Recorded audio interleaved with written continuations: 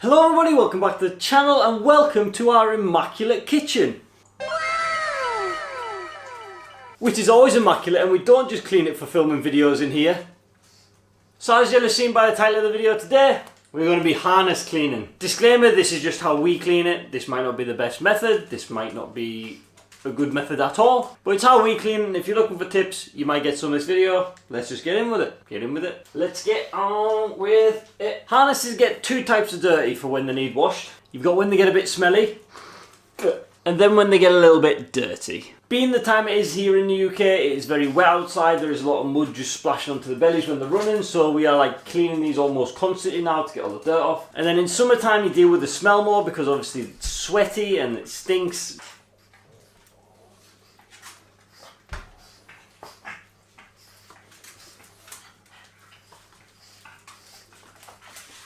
If you look at Stanley's harness here, it's nice and clean. The only bit that's dirty is the strap here, and that's because that's a bit that goes under the belly. The under the belly is the main part which gets dirty. Now, if you take the Longwalk harness, this bit goes right under the belly and is very, very dirty. Now, if you don't have a Longwalk, what are you doing? Go get yourself one. Discount codes will be in the description, so go get yourself one because they are unbelievably good. However, they are a bit more complicated or just need a bit more care when you're cleaning them, because as you see here we have elasticated straps in little pockets. You've got a lot of adjustable straps as well. Even on the back, although it's not dirty, you can see there's a lot of things for mud to get stuck under. Again, more elastication in pockets. And you've got this little bit of clear plastic here for protection. Well, obviously mud and stuff can get under there, and it does need washed occasionally. So if your dog likes to swim, pugs typically don't, which is good, but occasionally they do go in the water. It does get wet, so you do need to clean out underneath there because God knows what can get in. So we're just going to show you guys what we do, and hopefully it might help some of you out.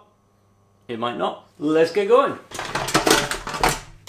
So what we're going to use to clean these? Well, nothing that you shouldn't already have at home, no specialist products, no nothing. So all I'm going to use, bit of washing up liquid, a scrubby brush. Now you could use anything, just like a dishwash brush, anything with just like hard bristles on, toothbrush, anything, and then just some fabric softener, and you'll see why at the end. First thing to do, remove all of the name tags, whether they're custom ones or just the Julius-k9 ones, because if you've got a pug you can guarantee there'll be hair all stuck in there, so just take them off and you can clean them as well while you're at it. But you can see under there we have a lot of hair trapped underneath this plastic thing. So we need to get that out. But that's the last step. So first thing we need to do is just get all the mud off. On the harnesses there are care instructions to tell you what you can and can't do, and I'm assuming the majority of them will just say hand wash only. This one does, the other ones do. I think every single one of them we have does, so hand wash only. That's why we're not putting them in the washing machine or anything. So hot water. Here's one I made earlier. A nice soak, make sure they're all wet. Once they're all soaked, we need to give them a good scrubbing with this. Bit of washing up liquid. And just give it a good scrub all over everywhere. Make sure you get underneath all these, get in and around all the buckles and things like that. Having a brush like this with more different angles is probably better, but that's one we use for our dishes, so this is one we're using here. The dogs are going crazy because I think they're going out.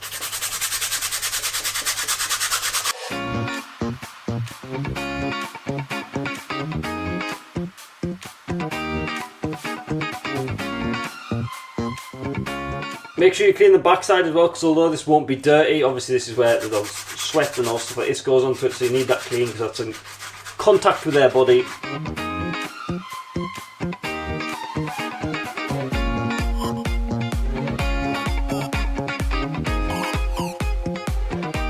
Once they're all scrubbed, empty your water out, rinse this all out. And now give them a good rinse through, get all the hair off and everything like that. And make sure you clean under here because now there is trapped soap, so you want to get all that out so there's no kind of soap or residue left under there. So just in the flow of the water, just lift each side of it up. The water might go everywhere, but I say might, it will go everywhere. So you can see when I'm squeezing this, all the soap's kind of popping out. So you want to keep rinsing it until that doesn't happen. I want all the soap out.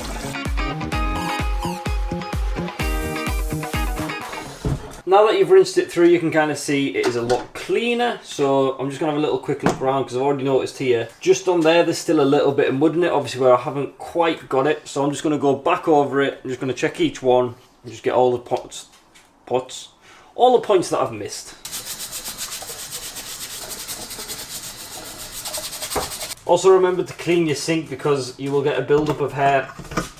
You don't want your drains blocking. Obviously as harnesses get older you will get stains and various other things, and as you can see from all the scrubbing on this one, the branding started to kind of scrub off here, whereas you can see Winston's is a lot newer, so it's all nice and normal. So obviously just be careful if you are scrubbing it, don't maybe scrub too hard, just kind of get what you need off and keep it at that. Like everything, just washing the surface doesn't mean it now smells nice. Obviously the smells like linger into the fabric, they hang around for quite a while. Getting mud, poo, pee, God knows what put onto this, like they do still smell not too nice. Smells like wet dog really. So my final step for getting them to smell nice, once they're all completely clean and before we dry them, again hot water, and this is where the fabric softener comes in. Just as you would in your washing, cap full, into the water. Now just plop them all in here.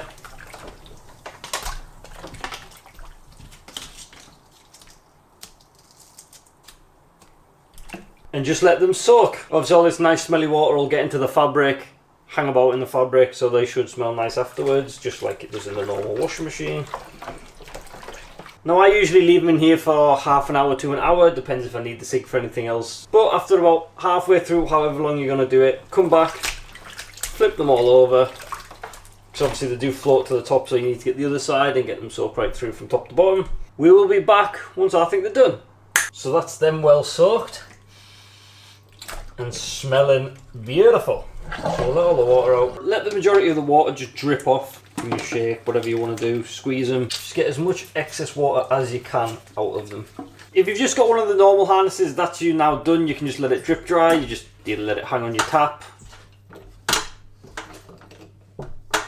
But if you've got the Longwalks, there's one more step, and if you haven't got a Longwalk, go get yourself one. Discount code's in the description down below. I can't stress how fantastic these are. This will just be the same, we will just let it drip dry, but we're going to have to get under here and give this a little wipe out, a little clean. So all you need, square a kitchen roll and just feed it under the sides with your finger and just give it a wipe underneath. Just get the main bit of water out from underneath there. And also this helps just to clean it ever so slightly. Now, it is quite tight. I haven't got the biggest of fingers, but if you've got smaller fingers, this might be a lot easier. But what you don't want to do is try and put too much underneath here. You don't want to try and get your whole finger right under. You want to just lift it ever so slightly and just get what you can under, because the mistake I made in the past was once I got my finger under, I just kept pushing. And as you can see there, I did split it ever so slightly. You don't want to do that. So try and just feed it in and then just kind of give it a little bit of a wiggle round. And there you go, beautiful and clean, no hairs underneath there now,